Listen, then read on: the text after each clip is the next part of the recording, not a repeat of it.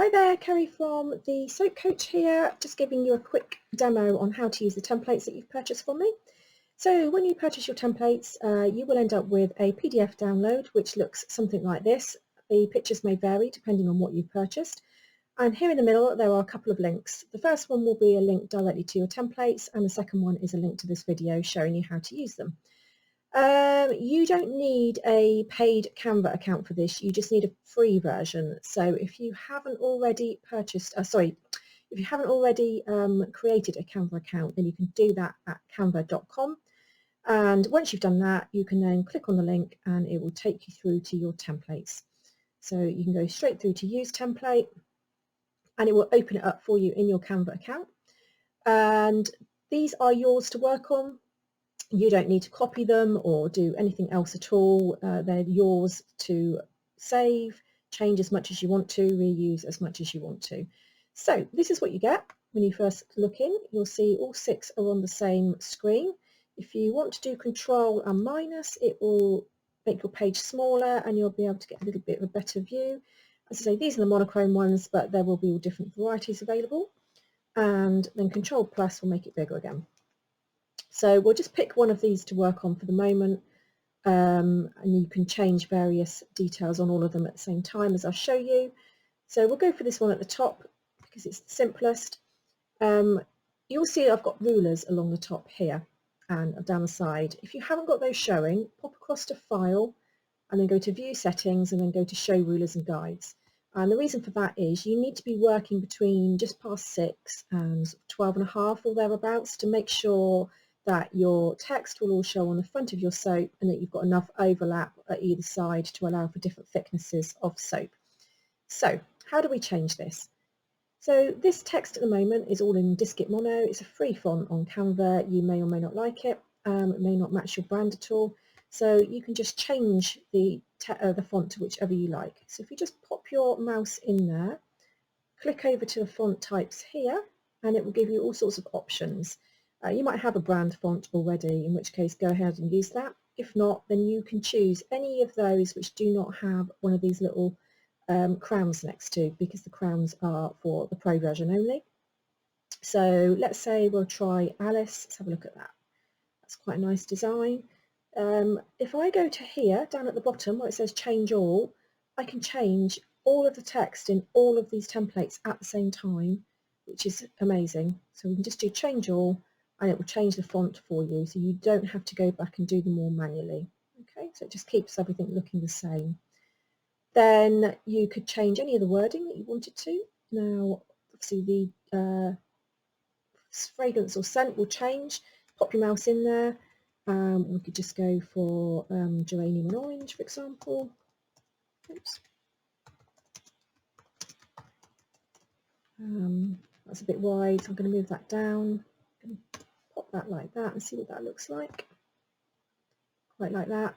Again, you can remove any sections. So if you don't want 100% vegan, you can delete that. You can change the weight.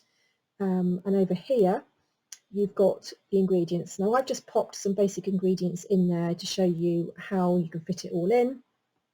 And this little POA symbol here as well is quite useful to have. You can change it to a different symbol if you want to. And obviously I've popped my manufacturer details on here, but again you will need to change yours. But the process is the same. You can just pop your mouse in, delete it out, and add whatever it is that you want to add in. And again, same with the ingredients. What I would normally do is cut and paste those from my paper records, wherever I hold those, or you can type them in manually. Just make sure that they are legible. So the size I've got at the moment is 7. It's quite big. You could drop it down to 5 or 6 if you wanted to. That won't be a problem. Okie dokie. So if you make a mistake and you think I didn't want to do that, if you go up to this little arrow here, it's undo, and just keep pushing undo until it reinstates the bit that you did in error. If you want to get to something that you don't seem to be able to click on, so this PAO symbol, the 6-month one, is quite a good example here. Now, Canva works in layers, and if you can't get to something, it will be invariably because it's a layer underneath the one you're working on. So if you highlight what you're looking at, so here I'm working on the text and it's got this blue box around it, and then go to position. You should be able to push it backwards, forwards, backwards. Let's try that. I just want to get to that little POA symbol behind it. So it can be a bit quirky sometimes, in which case we'll come out of that completely. It's not going to let me put it back any further. However, if I click on the outside, I will get shortly, just keep messing around with it, you'll get the little the little moving bar. You'll see it when I do it in a minute. Come along. I think I saw it. Oh, here we go. So this bar means you can move everything across, okay? And then you can click on this here, and if you want to move it anywhere or change it, then you can do so. It just means it's on the layer underneath. So if I move that back across now,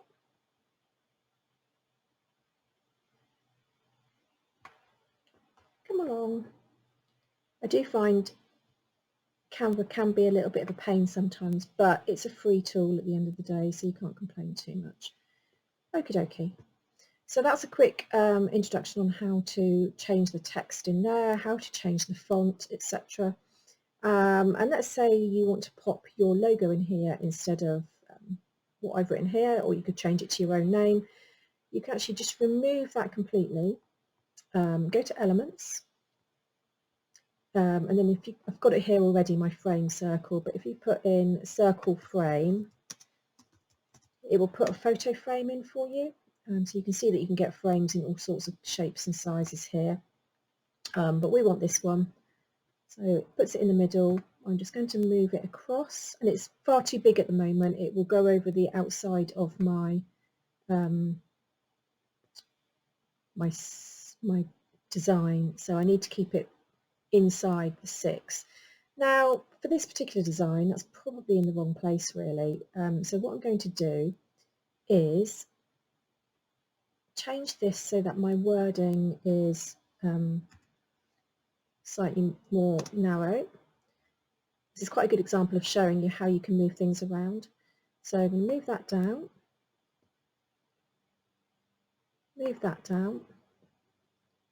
and move that down, and then I'm going to put my logo up here because that's a much better place for me, which means that I can actually move this across quite a bit. Gives me a bit more space to work with, so I can put geranium and orange all on one line now because I've got plenty of room for it, which gives me more room to put my logo in the top. Now bear in mind your front of your soap will be between just past 6 and just before 12, so make sure that you're centralising everything.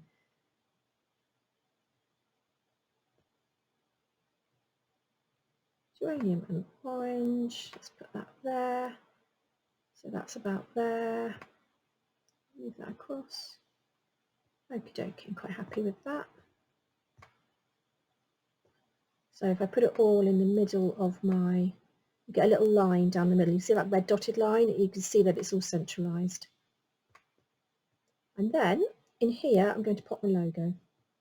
So you can upload your logo. What I suggest you do is save it on your desktop or somewhere like that, and then you can upload files. Now I've got my logos on my desktop here, so I've already uploaded it, but that's how I do it. So just click on that and then open, and it will upload it for you. So once you've uploaded it, you can just drag it across and it will put it in your little frame for you. There we go. And that's all done. Okay. So that is just a quick example on how you can edit individual cigar bands. So once you've gone through and made them all your own, whatever you want to do to them, then how do you print them out? So I found the easiest way to do this is to download them all as PNGs. So we'll just go to share and download, and then it says PNG, which is what you want, and do all of them. You want all 6, and then go to download.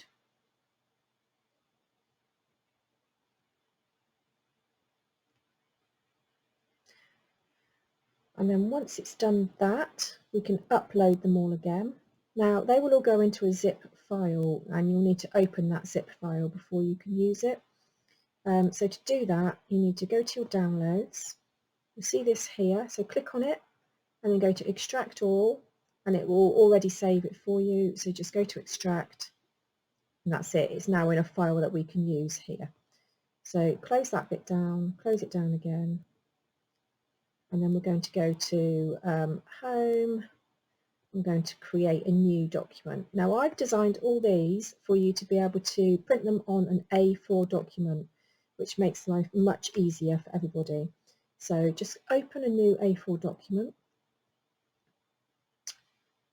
Okay, and then if you go to uploads, upload files, and go to your cigar bands that you've just downloaded. Now it's not on my desktop, it is on my downloads, which is here, and there they all are. So if I just highlight one, do Control A, it pops them all in here, go to open, and it will upload all of them for me. And then once they've all uploaded, you can just transfer them across to your A4 document. Just make that a bit right. Okay. So one at a time, just drag it across. Oops. And then what you need to do, if you expand it to fit exactly the width, so you can just drag it across, that is this perfect size and exactly what you need. We'll pop that one at the top. So one, this one, and you just do that with all 6. Don't worry too much about the spacing because I'll show you how to make that more even. So all these labels will all just fit on an A4 sheet.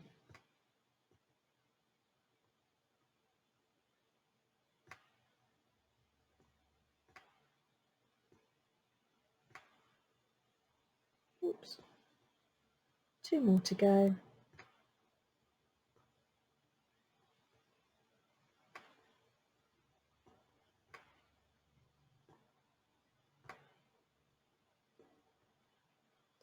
And final one.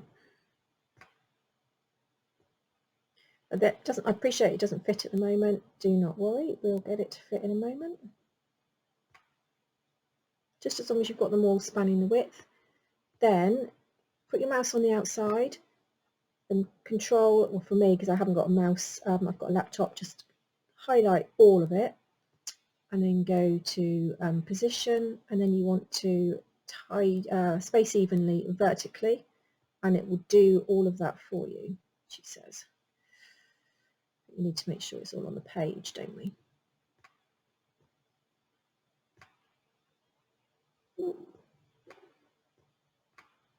Maybe it wasn't quite highlighting that bottom one. Let's try that again. Position, space evenly, vertically. There we go. So now you've got all of your labels on here, and then you can just, you've got the same size gap in between all of them. Then you go to share, and then you go to download. And this time you want to do it as a PDF. PDF for printing. Change that to, well, I do change it to best for professional printing, but having said that, it depends on what kind of printer, it doesn't really matter too much. And then go to download.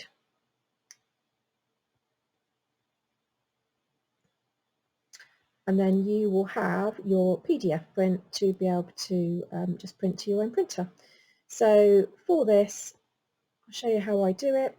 Oops. Go to downloads. There's my PDF. And then I go to print.